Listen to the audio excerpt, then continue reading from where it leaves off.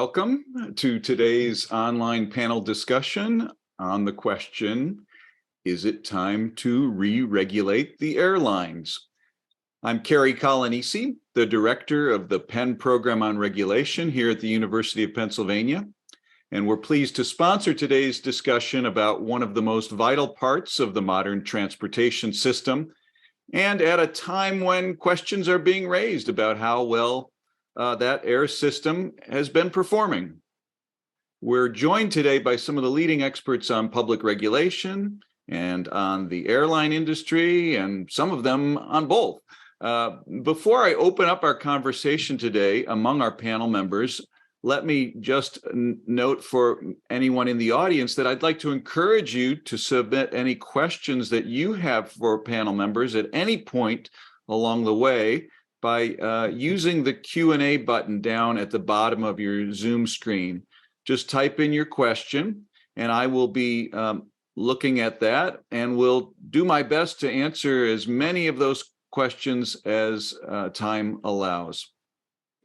And for anyone with colleagues who might have been interested in this topic but couldn't join in today's discussion live, please let them know that we will be posting a recording to the Penn Program on Regulation's YouTube channel.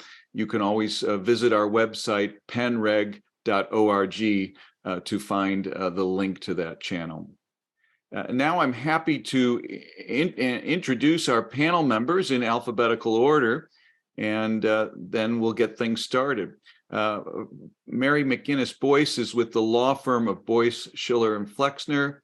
Previously, she served as General Counsel of the U.S. Civil Aeronautics Board, as well as Assistant Director of the White House Domestic Policy Staff, and also as Counsel to the U.S. Senate Committee on Commerce.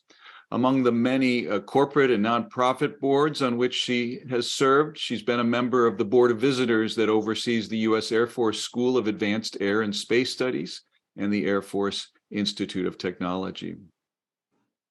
Next, Bill McGee is a senior fellow for aviation and travel at the American Economic Liberties Project, a nonprofit, nonpartisan think tank devoted to policies addressing concentrated economic power. Previously, he spent 22 years at Consumer Reports, during which time he served as the aviation advisor for advocacy. An award-winning investigative journalist and author of 2 books, he is also an FAA-licensed aircraft dispatcher who has worked in airline flight operations management. Next, Ganesh Sitaraman holds the New York Alumni Chancellor's Chair in Law and is the director of the Program on Law and Government, where he teaches and writes about constitutional law, the regulatory state, economic policy, democracy, and foreign affairs. He's the author of numerous books and academic articles, and has also served as a senior advisor to Senator Elizabeth Warren's 2020 presidential campaign. And I would note he also has a forthcoming book out on how to fix problems in the airline system. Next, we have Clifford Winston, who's a senior fellow in the Brookings Institution's Economic Studies program.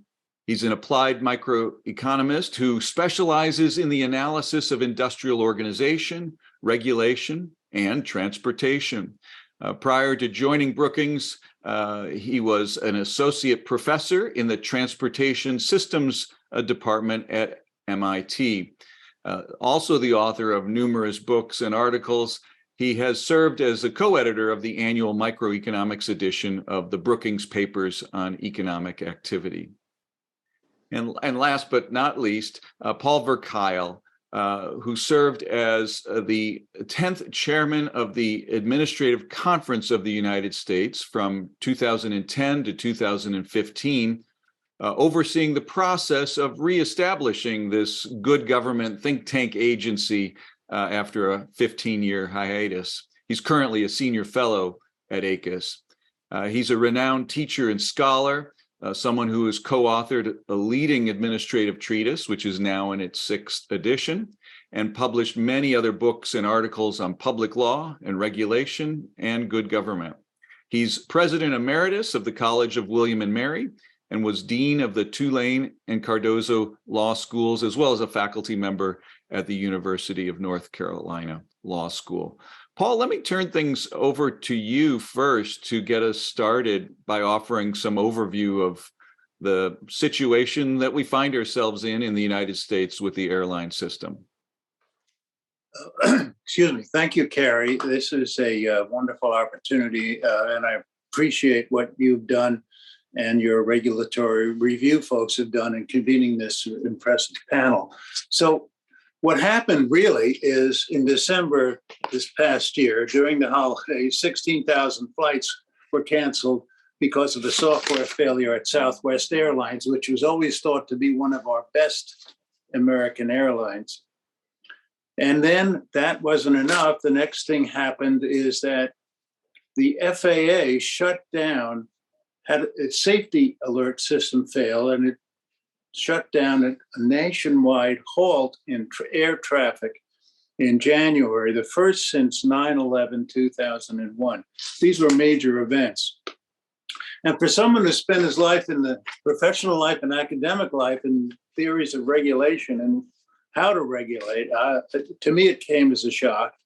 And I think the best thing that happened was Bill McGee's op-ed in the Times in January sort of instigated a thinking that maybe we got to do something more than we usually do in this situation. It's an extraordinary event. As you know, there are three ways to go with regulation. We can have more regulation, we can have less regulation, more marketplace, or we can have better existing regulation.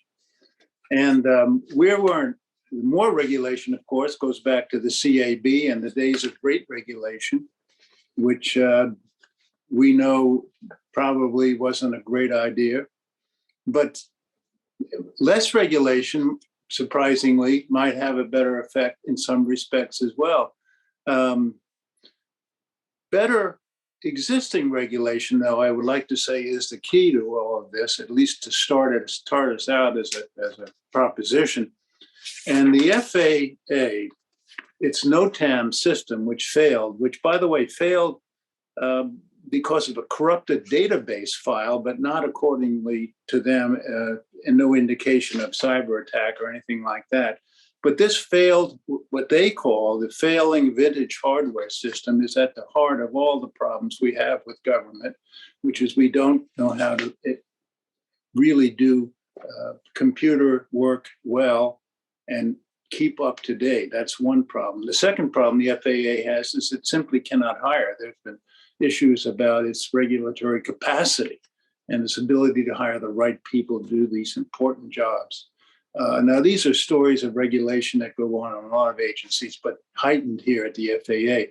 So I just want to sort of introduce the notion we have three ways to go. And which way should we choose, or should we choose among them? Thank you very much. Excellent. Thank you very much, Paul. And now I'd like to open it up to our whole panel and get things started off. Maybe, Mary, I could turn to you first as someone who worked on the issues of deregulation of the airline industry in the 1970s. Could you just start off by laying some groundwork for us and provide a brief background on the types of regulation that apply in the aviation sector and to commercial aircraft? Happy to do so. And thank you, Cary. And thank you, Paul. Paul, among your alternatives, I vote for better existing regulation, and I will explain why. We first need to distinguish among the three types of passenger airline regulation. The first is safety. That's the province of the FAA that was not affected by what has become known as deregulation. The second is economic deregulation. And that is what we often refer to when we discuss whether the airline should be re-regulated. But starting in 1938, through the Civil Aeronautics Board, the government determined which specific route an airline could fly and what fares it could charge, and what mergers and acquisitions were allowed. The CAB was an independent agency like the FTC or the SEC today, And it was this regulation that was the subject of deregulation in 1978. And this is what I worked on as a young rookie lawyer. The third type of regulation is consumer protection regulation for matters like flight cancellations, delays, refunds, overbooking, tarmac problems or delays, lost or damaged baggage. Deregulation retained this regulation, but it transferred the authority to the Department of Transportation. And DOT has very broad authority today to regulate here in the public interest. It doesn't need new legislation. It just needs a new point of view. So those are the three types. So when we discuss whether we should re-regulate, I think we should be clear on which of those three we have in mind. Thank you, Cary. That's very helpful. That's very helpful, Mary. Thank you very much. How about if we, to follow on your framework, let's focus at least initially here on the second type of regulation, economic regulation. And you had mentioned that you played various roles as a rookie lawyer, you said, in the deregulation of that second type of regulation governing routes and fares and mergers. Can you help us by providing just some historical context to that process that led to deregulation? Yes, beginning in 1938, when commercial aviation was really very new, the Civil Aeronautics Board determined which specific route an airline could fly and what fares it could charge. There was virtually no price competition, and an airline could fly between, say, New York and Chicago only if the government granted it specific route authority to do so. That route authority was not very liberally granted. New airlines were virtually unheard of, and CAB proceedings could go on for years. Indeed, it sometimes took the federal courts to intervene to have new route authority granted. As a result, airfares were so high that air travel was out of reach for most Americans. The current president of Delta Airlines, Ed Bastian, said that he took his first airline flight when he was 25 years old. Today, 45 years after deregulation, some 80% of Americans use air travel. And some people you see in shopping malls and grocery stores are on planes. That never was the case before deregulation in 1978. The push for deregulation was prompted really by two major factors. Two airlines, Southwest in Texas and PSA in California, flew only intra-state, hence were not subject to CAB regulation, and their fares were vastly lower. PSA was known as Poor Sailors Airlines, and regular people could afford to fly it. But Southwest and PSA could not expand into interstate routes.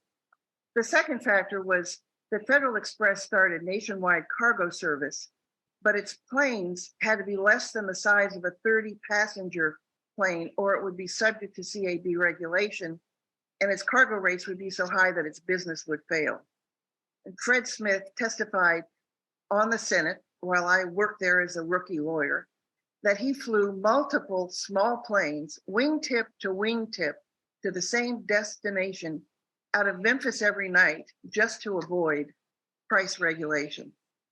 So these factors, plus Cornell economist Fred Kahn, officials during the President Ford administration, and then hearings by Senator Ted Kennedy with Stephen Breyer and David Boies, prompted airline regulatory reform.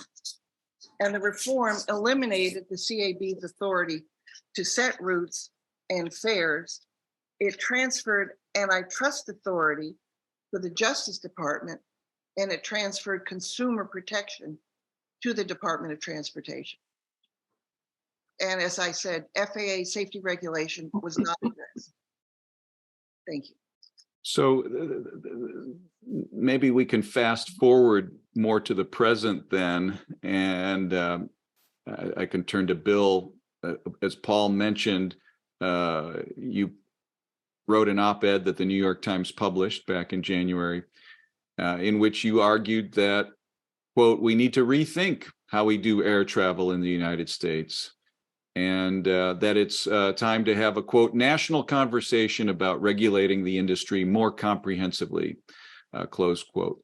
So, Bill, maybe you can help us by elaborating. How do you envision more comprehensive regulation and what that might even look like? Sure. Well, thank you very much, Cary and Paul, and thanks for having me here to discuss this. I think before we even start talking about the different forms of re-regulation, perhaps we should start with defining what the airline industry itself is. Utilities are regulated, and the airline industry is a utility. There are those that would argue with this, but I would cite as a source the CEOs of the major airlines in the United States, because when they go before Congress, as they periodically do, asking for a taxpayer bailout, they sure sound like they run utilities. They say that that their companies are absolutely intrinsic to the American economy, American security, American defense, that they cannot fail, and that they need to be supported by the taxpayers. We agree. We also say that's a definition of a utility. The fact is, the too big to fail argument is long over. When we went through a tremendous wave of consolidation in this industry back 15 years or so ago, particularly when the big six became the big three network airlines, with American and US Airways, United and Continental, and Delta and Northwest, I testified several times in both the House and Senate against all of those mergers. They were all approved. And some of us at that time were saying we were approaching the too big to fail threshold. This was in the wake of the meltdown with the banking industry in 2008, 2009. That argument is over. It's worth noting that after 9/11, there was a national discussion about whether or not the airlines should be bailed out. I was the editor of Consumer Reports Travel Letter at the time. I wrote an editorial about it, supporting the bailout. But that discussion did not even take place in 2020 during COVID. There was no discussion at all about whether or not we would bail out the airline industry. It was just how much. In the end, the bill came to $54 billion of taxpayer money. The point there is that we are at a place now that we have never been. And for the consumer, it's the worst of both worlds, because the losses are socialized and the profits are privatized. And very often, airline CEOs put the emphasis on things like stock buybacks and executive compensation, even though, as I say, our taxpayer dollars are the ones that are supporting it. And so we have lurched from crisis to crisis. I've spent my entire adult life, 38 years, in and around this industry, either working in it, as you noted, or writing about it, or for the last 2 decades, advocating on behalf of airline passengers. I have never seen a place like we are now. And although I can get into the minutia and discuss all of the problems with Southwest and NOTAMs and all the rest of it, probably with the best of them, we felt at American Economic Liberties Project in January that it was time to step back. And that's what prompted the op-ed in the New York Times that you referenced. Because again, we are lurching from crisis to crisis. I could easily spend an hour talking about the Southwest meltdown during the holidays. I don't think it would be productive, quite frankly, because these things are symptoms. They're not the problems. We don't have to fix the NOTAM system or Southwest's internal IT systems so much as we need to step back and say, how should this vital industry that we all agree is vital and cannot fail, how should it best be run? And so when you look at deregulation in 1978, and I respect Mary's sort of front row view there in terms of being a witness to all of this. I have researched it tremendously, particularly in recent months, and it's clear that there were a lot of people that cared very deeply about consumer concerns and about the industry and wanted to see the best possible outcome. But when you get through all the rhetoric and you get through all the arguments and you actually read the document that President Carter signed in October 1978, when you read the legislation and you read the preamble to what it was meant to do, you will see that deregulation has been nothing but a series of broken promises or unfulfilled promises. And on key issues like competition, consolidation, there was a term that was used repeatedly in the 70s at all of the hearings and all of the national discussion about deregulation, that the CAB reportedly was had too high a barrier to entry for new carriers. And there's certainly some truth in that. It was, it was a cumbersome process. But now we are at a place that I think if we were to take that 1978 vote again, knowing if they had, if they were able to have a crystal ball in 1978 and knew that 45 years later, we would now be at the most constricted state that the industry has never been in since the first airline ticket was sold in 1914. Up until 2 years ago, we had 10 scheduled passenger airlines in the United States. That is the fewest number of scheduled passenger airlines in the US since the 19-teens when the industry was founded. Furthermore, we have an oligopoly at the top, the big four, American, Delta, United, and Southwest, with their regional partners. It's critical to include them because they operate on their behalf and paint their logos on the sides of their planes. They now control about 80% of the market. We have never, ever, not in the pre-regulated era, not in the regulated era, and not in the deregulated era, had that much consolidation at the top. And that also leads into the too big to fail scenario. But one of the biggest broken promises of deregulation, it was said again and again, and as I say, it's right in the preamble, the promise was going to be that there was going to be all this new entry. There was going to be new competition. There was going to be low-cost carriers coming in. We saw it for a while in the 80s, and then into the 90s and into the 21st century, we saw nothing but bankruptcies and mergers and acquisitions. And so now we just had a 14-year period from 2007 to 2021 without a single new entrant airline in the United States. So that barrier to entry that they used to speak about in the CAB era, that was on the government, right? The knock was, and I think a lot of it was fair, that the government made the barrier to entry too high. Well, what's the barrier to entry now? You can't blame it on the government. That period from 2007 to 2021, when both Breeze and Avelo, two new startups that are very small right now, but show signs of growth, for those 14 years, that was due to financial factors, to the fact that common ownership means that investors don't own money, don't have money in American or Delta or United or Southwest. They have them in all of them. And so they are preventing new entrant and new competition. So the bottom line is, in our view, re-regulation is inevitable. It's a broken industry and it's a broken regulatory model. We're happy to talk more about that.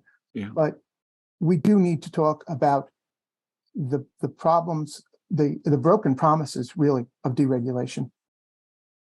Well, we'll hope we can get to all of that.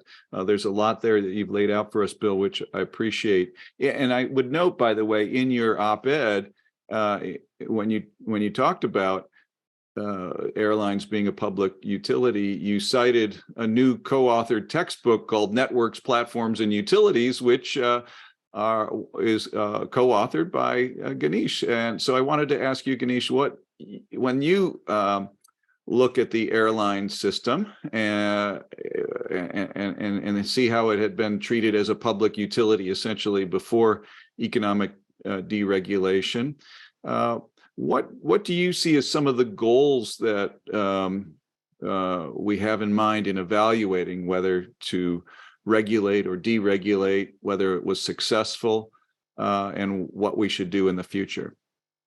Perfect. Well, thanks so much, Cary and Paul, for having me here and for putting this on and to the Penn Program on regulation. It's really terrific to be having a conversation, especially with so many wonderful experts on this topic, including participants in many of these debates over many years. And as Bill said, to have Mary here too, who is an active player in some of the events that we'll be talking about as well.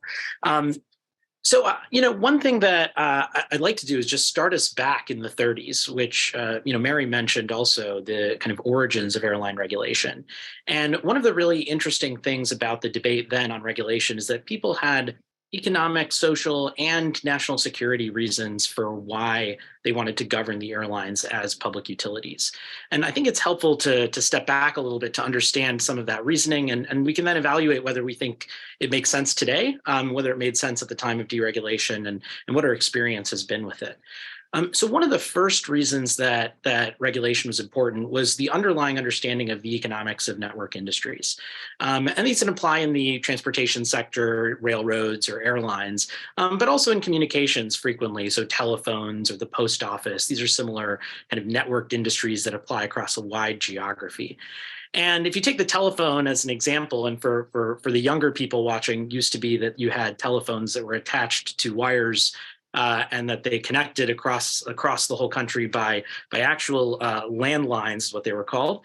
And one of the big concerns about telephones is that you really had a value for being a really big network. A telephone's not really that useful if no one else has one and if you can't call anyone else. And so for users, you wanted a big network, and for providers, it was helpful to have a big network.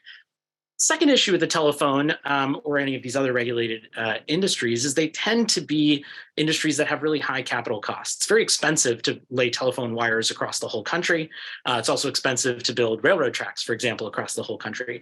And the combination of scale issues and capital cost issues means there's a tendency to consolidation in some of these sectors. And it's helpful to be a really, really big player because you can have a bigger scale and you can invest in the capital that's needed.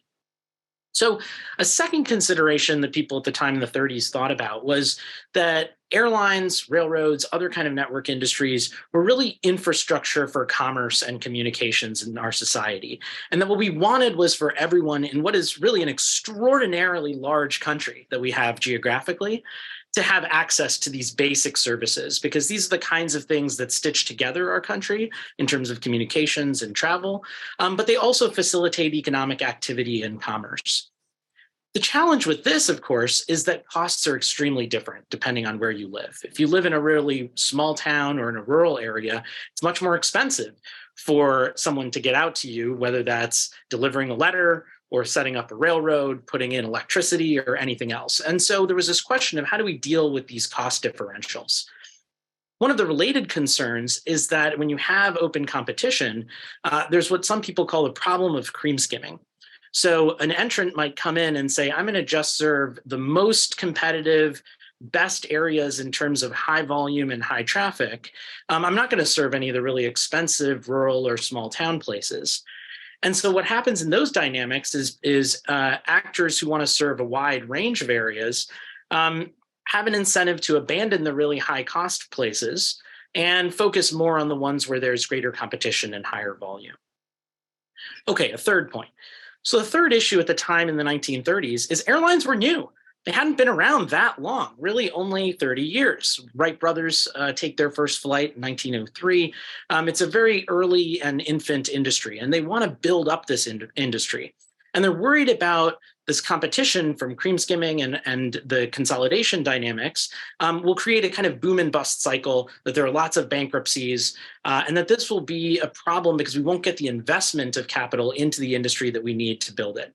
And they're particularly concerned about this, not just because it's new technology and will be great for travel and communications, but also for national security reasons. And there's a concern that we need to be able to have an airline system in the United States and to have pilots because we might have a need for that for military purposes and for building up a kind of civilian base for that as well. And so when we get to the 30s, what's really striking, I think, when you read the debates over airline regulation is that the debate isn't really, should we do nothing or should we have a kind of public utility style regulation? The debate in some ways also includes a question of, should we nationalize this industry? And what you get from, for example, the head of the airline industry's main lobbying group at the time is a view that we shouldn't take the European approach, which was to have national carriers that are heavily subsidized, but instead should do this the traditional American way, which he doesn't mean is laissez-faire. He means public utilities regulation, as we had done in many other sectors and areas. And so I think one thing you see when you look at the 30s then is a range of goals that economic regulation was trying to accomplish: geographic access and the dispersal of economic growth across the whole country, regulating concentration of power because you're worried that this is an area where competition is just not going to work as well as it should if we were selling sofas or tables or coffee mugs. and a worry that there are harms that come from consolidation, kind of standard monopolistic or oligopolistic harms we think of. The worry about stability of the industry and this concern of boom and bust and companies going bankrupt and not getting the kind of capital investment we need. And then concerns about national security as well. And I think to those these days, as time has gone on, we are also much more mindful of things like prices, labor, quality of service issues as well. So I think there's a lot of goals that we can think about. And it's helpful, I think, to think about the questions we face today, not just as a matter of historical interest. What were they thinking in the 30s or what were people thinking in the 70s? We should talk about those, and we can. But also, what do we want today out of our airline system? What kind of goals do we have for what we think would make it successful? And I hope that's something we can continue to talk about over this session. Well, great. Why don't we turn to Cliff next, and maybe whether you want to pick up that particular question, Cliff, about the goals as part of the conversation here. Or I know you've done a lot of work on the relationship between private markets and government regulation, and particularly a lot of research on the economics of airline regulation and deregulation. You've testified recently in front of Congress on these issues. Maybe again, take this where you'd like to take it, but you could also tell us what you think about the government's track record in general with market interventions, and then what does that track record say about the wisdom of re-regulating the airlines? All right, thank you, Cary. So what I'll do is let me first outline a methodological approach, if you will, try to answer these policy-related questions. And that approach is called the counterfactual. And the idea is this is true for any policy, whether it's airlines or antitrust or externalities, even social policy, is you have to compare two environments. The environment with the new policy and the proposed policy, and the environment without that policy. And we see, though, the complexity of a counterfactual every year. It's called It's a Wonderful Life. And people see that film at Christmas, and there's your ideal counterfactual. So you see the actual, and you see a person in his real life, his bank is going under, he may go to jail, his family is obviously in trouble, everyone hates him, and he wants to kill himself. And an angel comes along and says, okay, factual looks bad, let me show you the counterfactual, if you had never been born. And obviously that's even worse. And he realizes, I should stick around and appreciate my contribution to the world. Now, that's exactly the same way that we really have to analyze public policy. And to a large extent, we've already done that. And Mary even outlined how we did it to justify airline deregulation. The counterfactual in that case was the intrastate competition that was deregulated in California and Texas. That generated fares of a given distance. Those fares then could be compared with, if you will, the actual of interstate competition that was regulated. So, for example, fares from LA to San Francisco were compared with regulated fares from Washington to Boston. And lo and behold, they said, wow, these fares are a lot lower on these interstate routes, and this is consistently true. Perhaps this is a good counterfactual of what airline deregulation would do. And that was found to be very compelling to Congress, and we move forward with obviously other considerations, but the economics were certainly visible at the time. Then after we deregulated, we looked back and said, wait a minute, was this a good thing to do? So let's reverse it and look at the counterfactual of suppose we kept regulation. How does that compare with deregulation? And so to do that, the counterfactual was, let's use the CAB standard industry fare level, the SIFL, which is what they use to guide their setting of regulated fares. And they still continue to do that for the Department of Transportation for other purposes. When that comparison was made, it was seen that the regulated fares again, these would be the counterfactual in this case, were considerably above the actual deregulated fares. And so again, the conclusion was, look, this has worked. This has done what we'd hoped it would do for reducing fares, okay? So moving forward, the question is, what is the case for re-regulation? Well, to make it in a credible, defensible way, you have to offer a counterfactual. Description's fine. Description was fine in It's a Wonderful Life. Things were bad. You can describe Southwest. Things are bad, right? The question is, if you want to move forward with re-regulation, what's your counterfactual argument and evidence? And I really can't specify anything that I think would be a plausible counterfactual with government re-regulating. If I could, I would really, in fairness, mention it. I mean, one could say in the abstract that, yes, we want re-regulation that's responsive to consumers, that promotes safety, that doesn't ever allow Southwest to fail, you name it. Now tell me, how exactly are you going to do that in a way that I could credibly quantify this to give some sort of sense that we're actually going to get this, as opposed to what we have seen repeatedly with efforts of government intervention, where again, counterfactual evidence repeatedly shows considerable government failure. So going forward, my view is there are counterfactuals out there to guide one, but those are counterfactuals that call for more deregulation. And that deregulation is in the areas of international competition and specifically cabotage, allowing foreign carriers to serve US domestic routes in the same way. For some reason, we allow Toyota and Honda and BMW, et cetera, to produce and sell cars in the US. Why don't we allow British Air, Lufthansa, Air France, you name it, to offer airline service in the US, right? That could do an awful lot. If you doubt it, imagine what the auto industry would look like or be in terms of consumer welfare if we only had Ford, GM, and some incarnation of Chrysler. Furthermore, on the infrastructure, let's privatize and deregulate airports. There's no reason why they need to be publicly owned. They can compete and we can allow entry. And right now, there are costs to public airports in terms of limiting their entry. Why do we have only one public airport in Atlanta? Why give that a monopoly airport? And I assure you, when there's a monopoly airport, there's going to be a carrier that benefits from that. So you can imagine that Delta, the last thing they want to see is to have another airport competing with Jackson Hartsfield. So there you have it. I mean, we can outline counterfactuals and see where we can move forward. Now, of course, there's a political system that makes this difficult. But if you want to talk about policy in a credible way, I think there's evidence certainly to support moving forward with more forms of deregulation.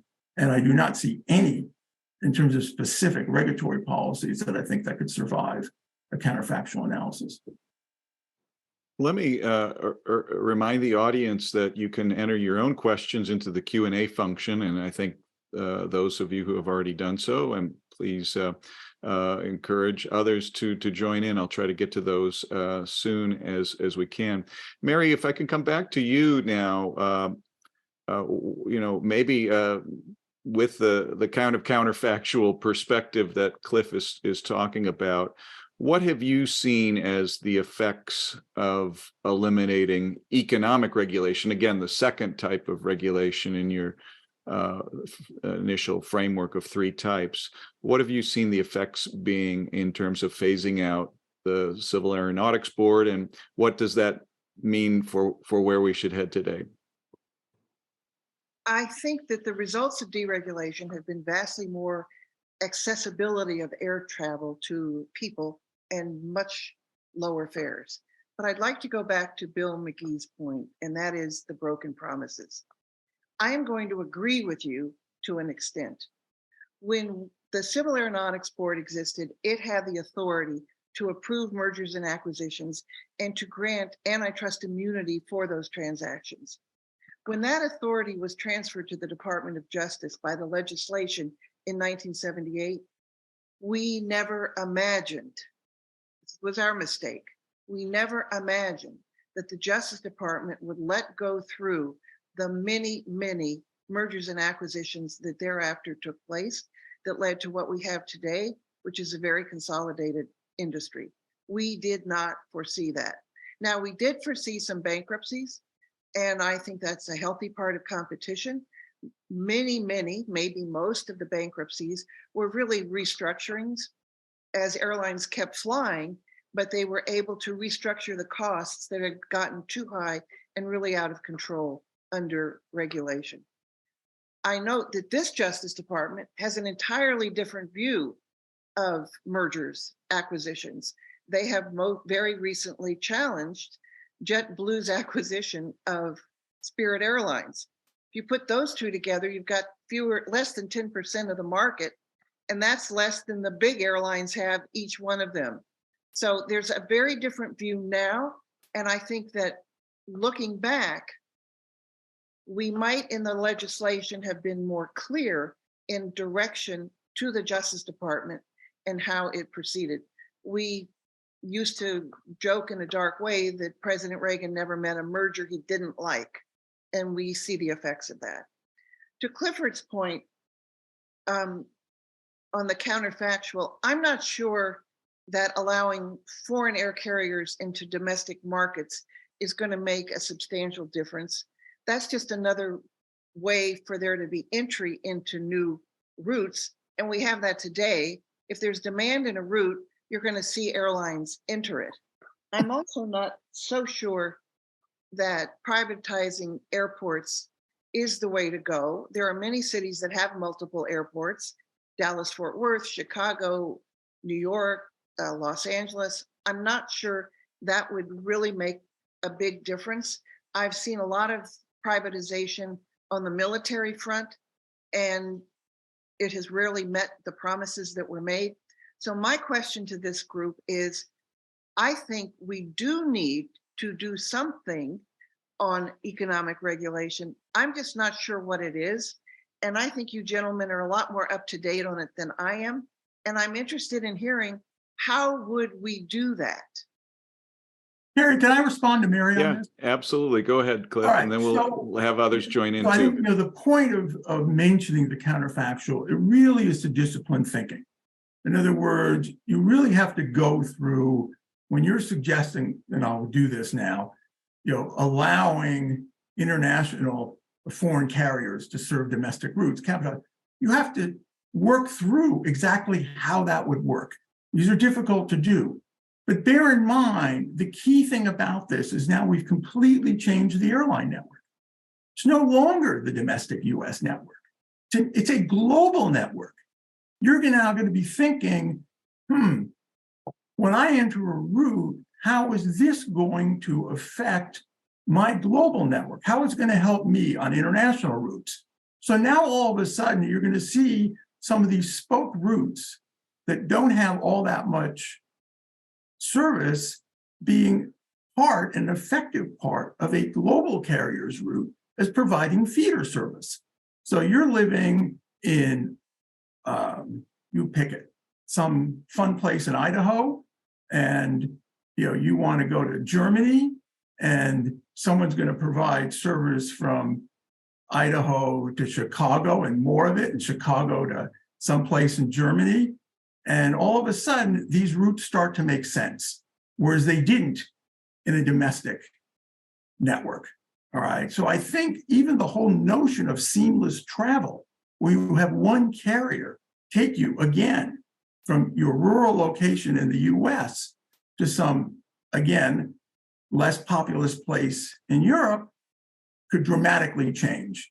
This is difficult. And I would call, in the case of cabotage, that's the value of experiments. All of a sudden, you start seeing things open up that you never could imagine. That is the whole lesson from deregulation, is you do not know what regulation is suppressed. And I would say the same thing about airports. If you start thinking carefully about what the true counterfactual of allowing competition in airports through private airports would look like, it would be night and day. I mean, imagine, look at the Southwest situation. I don't know why people didn't react to this. Do you think if you owned an airport, you'd feel happy about customers sleeping on the floor? I don't think so. I think a private airport would say, look, we need to take steps to prevent this kind of thing. This is bad for our customers. Who's going to come and use us if when a flight is canceled, they got to sleep on the floor, right? Same thing when you have aircraft sitting around in tarmacs. It's your tarmac. Tell them to get the hell off. Either come back or get up. Who's going to do that in the public sector? They don't care, right? So again, you start thinking through these things, you will realize that more competition, both in the international sphere and in the infrastructure, will have effects that you can't even imagine now. Then you say, well, what about the government? You know what the government's going to do. You know exactly what the government's going to do. Not much. Let's look at Southwest. Project 6 months from now. When we look back at this, what's going to happen? Southwest is obviously going to change their communication system, make an improvement, considerable ones. Government, nothing. And I testified and I said, I'd like to see what you're going to do. And I'll tell you the answer. We've got other things. It's called getting reelected. And we're not going to get reelected by messing around about this. There's your answer. One of our star students puts in the comments here, another counterfactual you could look at would be how regulation is working in other transportation sectors. And he points to the Jones Act and concerns about the consolidation there as well. Paul, you wanted to jump in? Yeah, just on this subject. First of all, Cliff, I don't think you expect the open skies agreements to exist so that our domestic airlines don't get disadvantaged, I assume, if you're going to go international. We're going global everywhere, international routes, so all open skies. We do have. Well, then we have to have an agreement with the European community or the countries and so forth. So it's a little more complicated, right? If one person could solve the Ukraine war, I am sure that we can have one person work it out with Europe and get this working. Good. So the second, let me just add one more. Yeah. And not just, I don't want to pick on Cliff only, but what about the FAA? What's the counterfactual there? Please. The FAA is a disaster. Everybody knows that. Look, they need to be separated from their, quote, safety regulation and their function in technology. They can't manage air traffic control. We have our counterfactual with NAV Canada, right? And let me tell you this will wake you up. There's not a shred of evidence that the FAA has ever done anything to improve airline safety, not any. And it's not hard even to generate this kind of evidence. They do nothing. Obviously, the airlines have all the incentive in the world not to crash. They lose it. What does the FAA worry about? They don't. This is just the reality of how government performs. So I would look forward to getting rid of them. Turn it over to the airlines then? Oh, yeah, definitely. A cooperative with the airlines built the way NAV Canada would be infinitely better. Absolutely. Yeah, I mean, look at our air traffic control system, right? I mean, we're still using radar, for God's sakes. Everybody else's or other places are using satellites. What do? We're using radar. You can cross the Atlantic using satellite air traffic control. Even in north in the Hudson Bay, you can. You want to fly over to Hawaii? We're handling that, and it's radar. It's embarrassing. Bill, you want to jump in, I'm sure, on this. I see you shaking your head. Sure. And I first want to say that I also, just like Cliff, enjoy watching It's a Wonderful Life every season. But the lesson I always take away is I wish we lived in a world in which Mr. Potter was the one being dragged off to jail rather than George Bailey. Having said that, the reason people are sleeping on airport floors is not because of airports, it's because of airlines. And let's remember, airports are by and large customers of airlines, just as we are. So to put blame for the debacle that has been airline service in recent years at the airports is misguided, I would argue. Now, we're talking a lot about the deregulated era and the pre-deregulation era, and assertions are made. And I think if we're going to have this national discussion that American Economic Liberties Project called for, we're going to have to back up and we're going to have to really do a deep dive into exactly what has happened. If you speak to Airlines for America, the largest lobbying group for the domestic industry, and others who are pro-deregulation and would like to see it stay in place, there are three major assertions. More people have been flying since 1978. Fares have gone down since 1978. And aviation safety has increased since 1978. All three of those statements are true, and all three of those statements are half-truths. How do I know? Much of it comes from data from Airlines for America itself. They have shown that, in fact, the rate of increase of Americans that have flown, the population, it actually increased faster prior to 1978 than post-1978. It went up 16 points from 1971 to 1979. It went up 7 points from 1979 to 1987. As far as enplanements, same thing.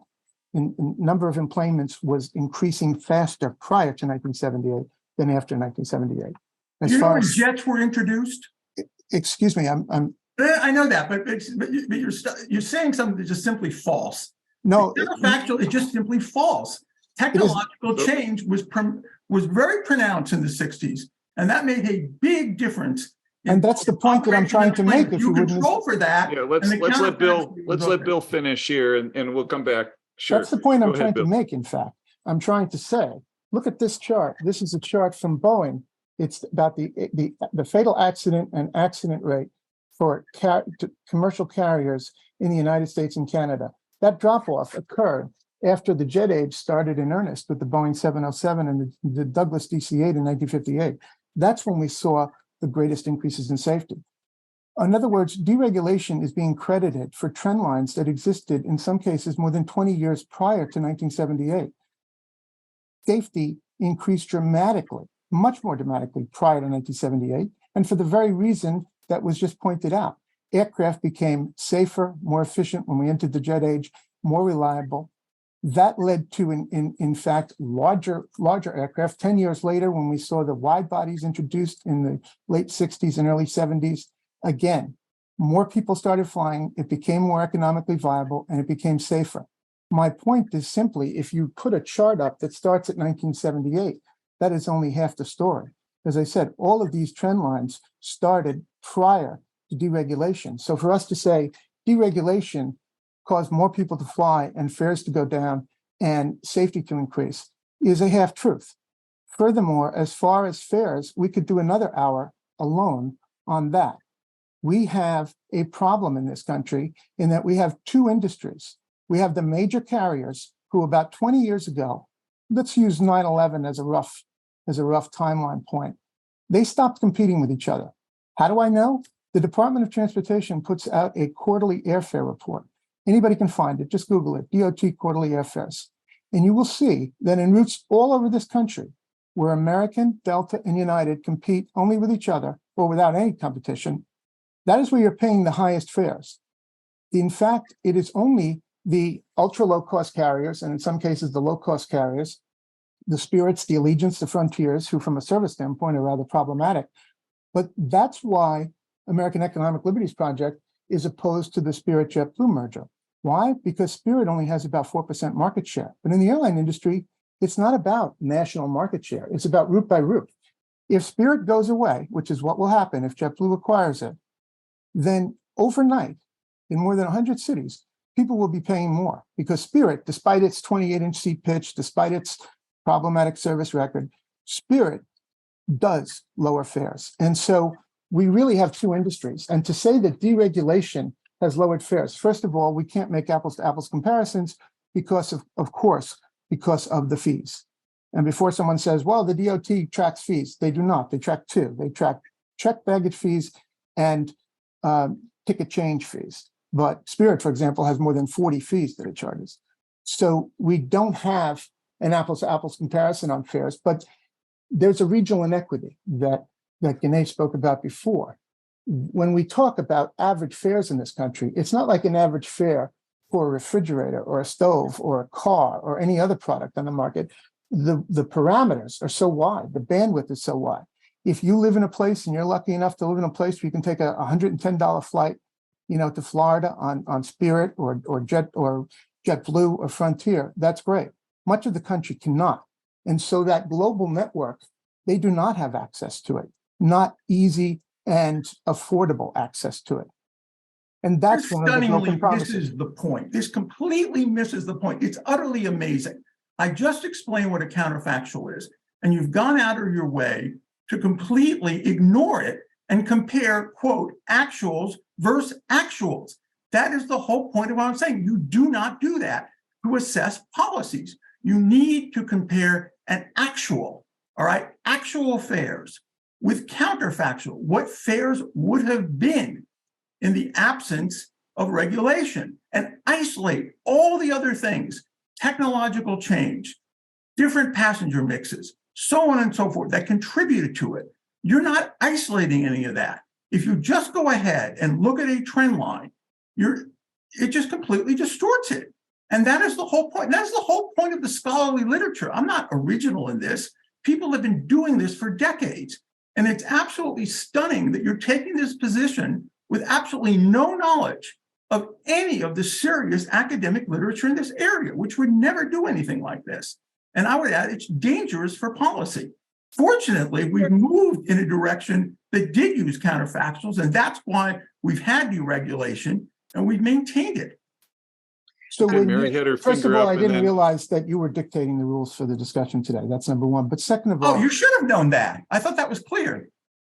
I guess we're supposed to laugh now. But the bigger point that I want to make here is, in fact, in your assertions, written and otherwise, about fares being lower, that's where there is no counterfactual. We don't know what it would be like at this point if, in fact, we were not under this system in which the major carriers can charge whatever they would like when they only compete with each other and don't have challenges from Frontier and JetBlue and others. Okay, we'll let Mary wants to jump in and Ganesh as well. Bill, the current Justice Department agrees with you about the JetBlue and Spirit merger. And had that thinking been in effect, if you go back 40 years, we would have a very different industry today. Where I disagree with you is I don't think anyone who advocates airline deregulation believes that it is the reason that airlines are so safe today. We think they are not related. Ganesh, over to you. I agree to an extent. Yes. I mean, we have to talk about the safety record and the safety net. No question. So just on the question of competition, I think there's a couple of additional things that are worth just noting. Going back to my earlier comments, one question, Mary mentioned not anticipating that the Department of Transportation wouldn't take a more aggressive competition policy or antitrust enforcement approach in the 1980s and thereafter. But I think it's also worth noting that one thing that happened around the same time as airline deregulation was a shift in the broader thinking about antitrust itself, best exemplified by Robert Bork's book, The Antitrust Paradox.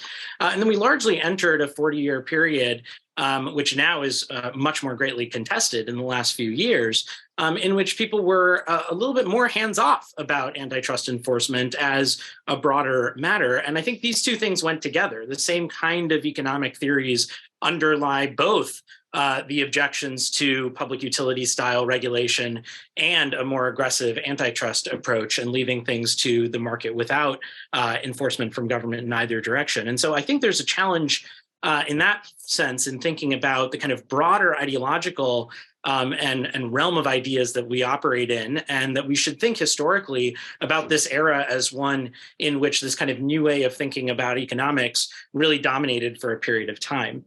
The second and related part to that is, you have people like Bob Crandall, who ran American for a long time, who also said they weren't so confident that stopping the mergers in the 80s would have made a big difference. And the reason why is what they said was they thought that what you would have just gotten is just more bankruptcies because of the cutthroat competitive dynamics that were at issue in that period.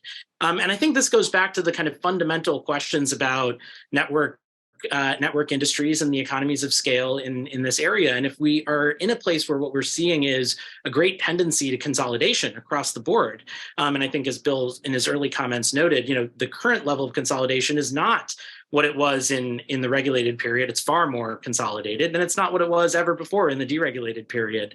This is the most concentrated we've seen the industry. If that's the kind of natural dynamics of the industry, we need to think about what the consequences are and how to address that. And I think, to Bill's point, having that conversation is an important question of public policy that we've not actually really engaged in a serious way in a long time.